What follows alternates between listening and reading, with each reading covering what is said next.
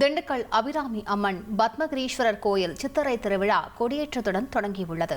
கூடுதல் விவரங்களை செய்தியாளர் சரவணன் வழங்கிட கேட்கலாம். சரவணன், வணக்கம். எவ்வளவு நாட்கள் இந்த திருவிழா கொண்டாடப்பட இருக்கிறது? இதற்காக என்ன மாதிரியான ஏற்பாடுகளை செய்திருக்கிறது கோவில் நிர்வாகம்? விவரங்களை பதிவு பண்ணுங்க சரவணன். திண்டுக்கல் நகரில் மையப்பகுதியில் சுமார் 400 வருடங்கள் பழமையான மிகவும் பிரசித்தி பெற்ற அருள்மிகு அபிராமி அம்மன் உடனுரை பத்மகிரீஸ்வரர் திருக்கோவில் உள்ளது. இங்கு ஒவ்வொரு வருடமும் சித்திரை திருவிழா வெகு விமர்சையாக கொண்டாடப்படுவது வழக்கம். அந்த வகையில் இன்று சித்திரை திருவிழா கொடியேற்றத்துடன் தொடங்கியிருக்கிறது. முன்னதாக பல்வேறு ஹோமங்கள் நடத்தப்பட்டது. இதையடுத்து கோவில் கொடிமரத்திற்கு பால், சந்தனம், தயிர், மஞ்சள், திருமஞ்சனம் உள்ளிட்ட 16 வகையான அபிஷேக ஆராதனைகள் நடைபெற்றது.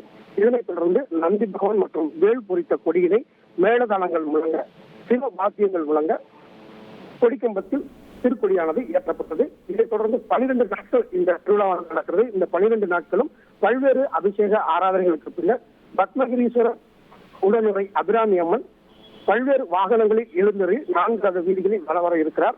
திருக்கோவிலின் மிக முக்கிய இந்த சித்திர திருவிழாவின் மிக முக்கிய நிகழ்வுகளில் ஒன்றாக இருக்கக்கூடிய திருத்தேரான வைபவம் வரும் மே மாதம் 5ஆம் தேதியும் 9ஆம் தேதி திருத்தேரோட்டமும் 10ஆம் தேதி தீர்த்தவாரியும் நடைபெற இருக்கிறது.